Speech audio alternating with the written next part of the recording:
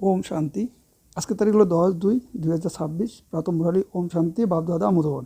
মিষ্টি বাচ্চারা, ঈশ্বর হলেন তোমাদের বন্ধু আর রাবণ হলো শত্রু, তাই তোমরা ঈশ্বরকে ভালোবাসো আর রাবণকে জ্বালিয়ে থাকো। প্রশ্ন: কোন বাচ্চারা শীঘ্রই অনেকের আশীর্বাদ প্রাপ্ত করে থাকে? উত্তর: যে বাচ্চারা স্মরণে থাকে, নিজেও পবিত্র হয় আর অন্যদেরও নিজের সমান তৈরি করে, তাদের অনেকেরই আশীর্বাদ প্রাপ্ত হয়ে থাকে, তারা অনেক উচ্চ পদ প্রাপ্ত করে। বাচ্চারা, বাবা তোমাদের শ্রেষ্ঠ হওয়ার জন্য একই শ্রীমত প্রদান করেন। বাচ্চারা, কোনো দেহধারীকেই স্মরণ করা না করে আমাকে স্মরণ করো। গীত: অবশেষে সেই দিন এলো আজ। ওম শান্তি। ওম শান্তির অর্থ তো আমার আত্মাদের পিতা তার আত্মারূপী বাচ্চাদের বুঝিয়ে বলেছেন। ওম এর অর্থ আমি আত্মা আর হলো আমার শরীর। আত্মাকে তো দেখা যায় না, আত্মার মধ্যেই ভালো বা মন্দ সংস্কার থাকে, আত্মার মধ্যেই মন এবং বুদ্ধি আছে, শরীরের কোনো বুদ্ধি নেই। মুখ্য হলো আত্মা, শরীর তো আমার। আত্মাকে কেউই দেখতে পায় না, শরীরকে আত্মা দেখে, আত্মাকে শরীর দেখতে পায় না। আত্মা নির্গত হয়ে গেলে শরীর জড়ো হয়ে যায়, আত্মাকে দেখা যায় না, শরীরকে দেখা যায়। তেমনি আত্মার যে বাবা, যাকে গডফাদার বলা হয়, তাকেও দেখা যায় না, তাকে বোঝা যায় বা জানা যায় না। আমরা আত্মার হলাম সব ভাই ভাই। শরীরে এলে তখন বলা হবে এ ভাই ভাই, এ ভাই বোন। আত্মারা তো সকলেই ভাই ভাই। আত্মাদের বাবা হলেন পরমপিতা পরমাত্মা। শরীরে যারা ভাই বোন তারা একে অপরকে দেখতে পারে। আত্মাদের বাবা হলেন একজন, তাকে দেখা যায় না বাবা, তাই এখন এসেছেন পুরনো দুনিয়াকে নতুন বানাতে। নতুন দুনিয়া ছিল সত্যযুগ, এখন পুরনো দুনিয়া হলো কলিযুগ।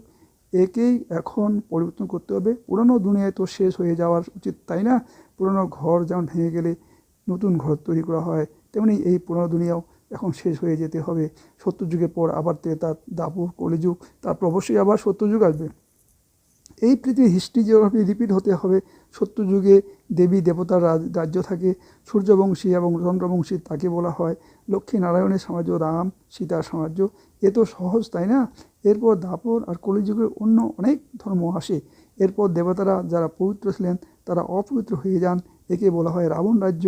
রাবণকে বছর বছর জ্বালিয়ে এসেছে, তবু মরে না, তখন আবার জ্বালাতে থাকে। এই হলো সকলের বড় শত্রু, তাই তাকে জ্বালানোর উৎসব শুরু হয়েছে। ভারতের 1 নম্বর শত্রুকে আর 1 নম্বর বন্ধু সদা খুশি প্রদানকারী ঈশ্বর, ক্ষুধা বা ঈশ্বরকে তো ক্ষুধাদস্ত বলা হয়, তাই না? এর উপর একটি কাহিনীও আছে। তাই ক্ষুধা বা ঈশ্বর হলেন বন্ধু আর রাবণ হলো শত্রু। ঈশ্বর যিনি বন্ধু, তাকে কখনোই জ্বালানো হবে না। রাবণ হলো শত্রু, তাই 10 মাথা রাবণ তৈরি করে তাকে বছর বছর জ্বালানো হয়। গান্ধীজিও বলতেন আমাদের রামরাজ্য চাই, রামরাজ্যে সুখ আছে আর রাবণ রাজ্যের দুঃখ আছে। এই কথা এখন কে বসে বসান? পতিত পাবন বাবা, শিব বাবা আর ব্রহ্মা হলেন দাদা। বাবা সর্বদা সঠিক বলেন, বাপদাদা। প্রজাপিতা ব্রহ্মাও তো সকলের হয়ে গেল। ব্রহ্মাকে এডাও রামও বলা হয়, তাকে গ্রেট গ্রেট গ্র্যান্ডফাদার বলা হয়। মনুষ্য সৃষ্টির কারণে প্রজাপিতা হয়েছেন। প্রজাপিতা ব্রহ্মার দ্বারা ব্রাহ্মণ রচনা করা হয়, তারপর ব্রাহ্মণ থেকে দেবতা হয়, দেবতারা আবার ক্ষত্রিয়, বৈশ্য এবং শূদ্র হয়। এনাকে বলা হয় প্রজাপিতা ব্রহ্মা। মনুষ্য সৃষ্টির পূর্বপুরুষ প্রজাপিতা ব্রহ্মার কত সন্তান, তারা বাবা বাবা বলতে থাকে। ইনি হলেন সাকার বাবা। শিব বাবা হলেন নিরাকার বাবা। এমন গায়নও আছে যে প্রজাপিতা ব্রহ্মা দ্বারা নতুন মনুষ্য সৃষ্টি রচনা করা হয়। এখন তোমাদের এই শরীররূপী খোলস হলো পুরনো, এ হলো পৈতৃক দুনিয়া, রাবণ রাজ্য। এখন এই রাবণের আসুরি দুনিয়া শেষ হয়ে যাবে, এর জন্যই এই মহাভারতের লড়াই। এরপর সত্যযুগে এই শত্রু রাবণকে কেউ জ্বালাবেই না, রাবণ সেখানে থাকবেই না। রাবণ এই দুঃখের দুনিয়া তৈরি করেছে। এমন নয় যে যাদের কাছে অনেক অর্থ আছে, বড় বড় মহল আছে, তারাই স্বর্গে আছে। বাবুজান, কারোর কাছে যদি কোটি কোটি টাকা থাকে, তবু তো তা মাটিতে মিশে যাবে। তখন নতুন দুনিয়া আবার নতুন খনি বের হয়, যার থেকে নতুন দুনিয়ার মহল ইত্যাদি সমস্ত কিছু বানানো হয়। এই পুরনো দুনিয়া এখন শেষ হয়ে যাবে। মানুষ্য সদ্গতির জন্য ভক্তি করে আমাকে পবিত্র করে দাও। আমি বেকারি হয়ে গেছি। বেকারিকে পতিত বলা হয়। সত্যযুগে হলো বেকার রহিত, সম্পূর্ণ নির্বিকারী দুনিয়া।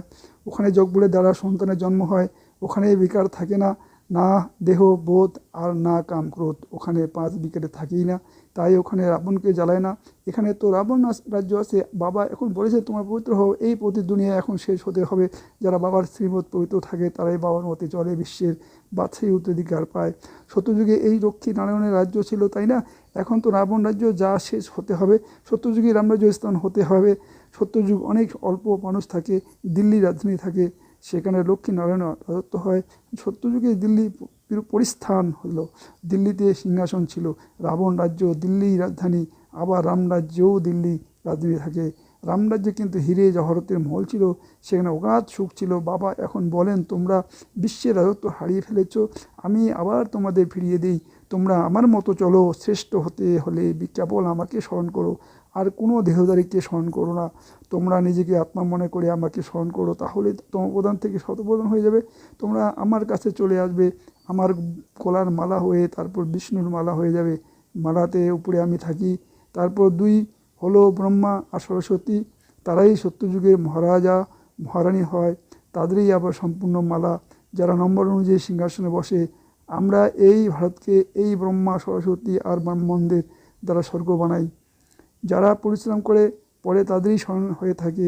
এ হলো রুদ্রমালা, আর ও হলো বিষ্ণুমালা। রুদ্রমালা হলো আত্মাদের, আর বিষ্ণুমালা হলো মনুষ্যদের। আত্মাদের থাকার জায়গা হলো ওই নিরাকারী পরমধাম, যাকে ব্রহ্মাণ্ড বলা হয়। আত্মা কোনো আন্ডা বা অর্থাৎ ডিম্বাকৃতি নয়, আত্মা হলো বিন্দুর মতো। আমরা সকল আত্মা ওখানে ওই সুইট হোমে থাকবো, বাবার সঙ্গে আমরা আত্মার ওখানেই থাকি। সে হলো মুক্তিধাম। সমস্ত মানুষই চায় আমরা মুক্তিধামে যাই, কিন্তু একজনও ফিরে যেতে পারে না। সকলকেই এই অভিনয়ে আসতে হবে।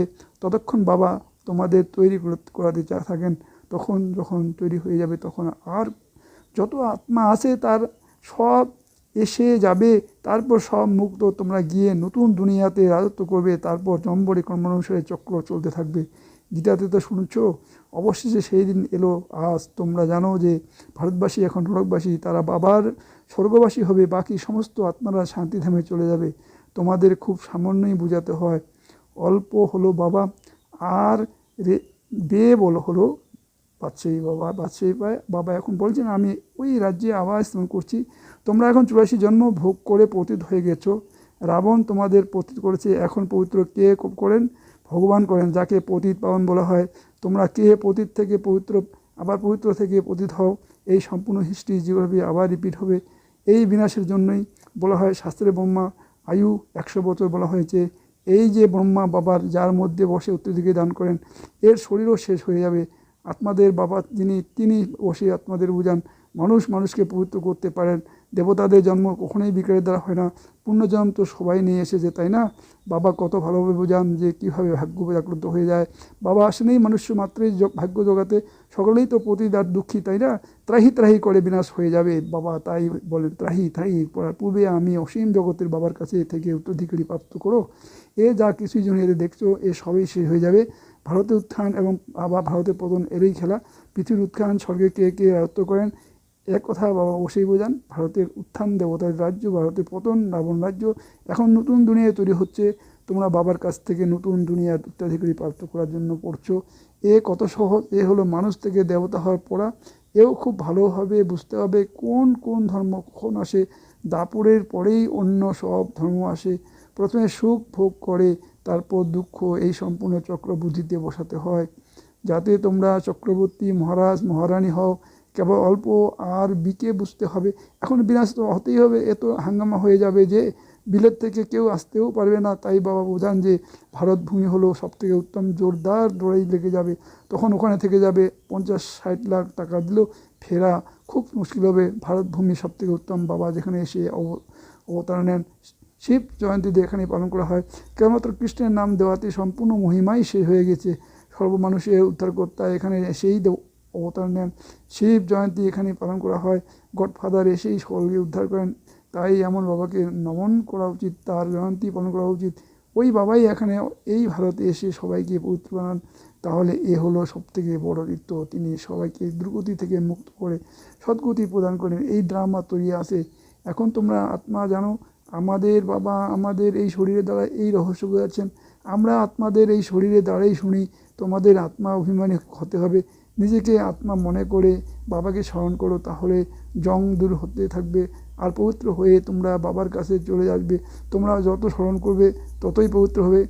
অন্যদেরও যদি নিজের সমান বানাতে পারো, তাহলে অনেকের আশীর্বাদ প্রাপ্ত করবে, তোমরা উচ্চ পদ প্রাপ্ত করবে। তাই গায়ন আছে যে সেকেন্ডে জীবন মুক্তি, আচ্ছা, মিষ্টি মিষ্টি হারানিধি বাচ্চাদের প্রতি মাতা পিতা বাপদাদা স্মরণের স্নেহ সুমন আর সুপ্রভাত।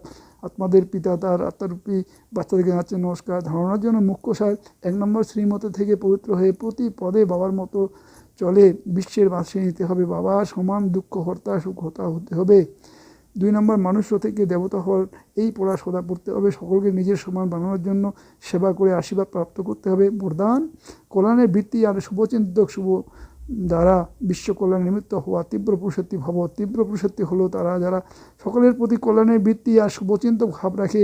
যদি কেউ বারংবার নিচে নামানোর চেষ্টা করে মনকে অস্থির করে তোলে বিঘ্নরূপ হয়, তথাপি তাদের প্রতি তোমাদের সদা শুভচিন্তক অটল ভাব থাকবে। পরিস্থিতির কারণে ভাব যেন না বদলায়। সকল পরিস্থিতির বৃত্তি আর ভাব যথার্থ হবে, তাহলে তোমাদের উপর তার প্রভাব পড়বে না। তখন কোনো ব্যর্থ কোথাও দেখাতেই পাবে না। টাইম বেঁচে যাবে। টাইম হল এটাই হলো বিশ্বের কল্যাণকারী স্লোগান। সন্তুষ্টতা হলো জীবনের শৃঙ্খলা। এই জন্য সন্তুষ্টি মনে হয়ে সন্তুষ্ট থাকো আর সবাইকে সন্তুষ্ট করো। অব্যক্ত ঈশ্বরের একতা আর বিশ্বাসের বিশেষত্ব দ্বারা সফলতা সম্পন্ন হও। একমত অর্থাৎ একতার বাতাবরণ বানানোর জন্য সমাহিত করার শক্তি ধারণ করো। ভিন্নতায় সমাহিত করো। প্রত্যেকের বিশেষত্বগুলিকে দেখো, দুর্বলতাগুলিকে তো একদমই দেখবে না। যেরকম চন্দ্র অথবা সূর্যের গ্রহণ লাগে তখন বলে যে দেখা উচিত নয়, তাহলে গ্রহ ছাড়ি বসে যাবে। তো কারোর দুর্বলতা হলো গ্রহণ, তাকে কখনো দেখবে না। ওম শান্তি, ওম শান্তি, ওম শান্তি।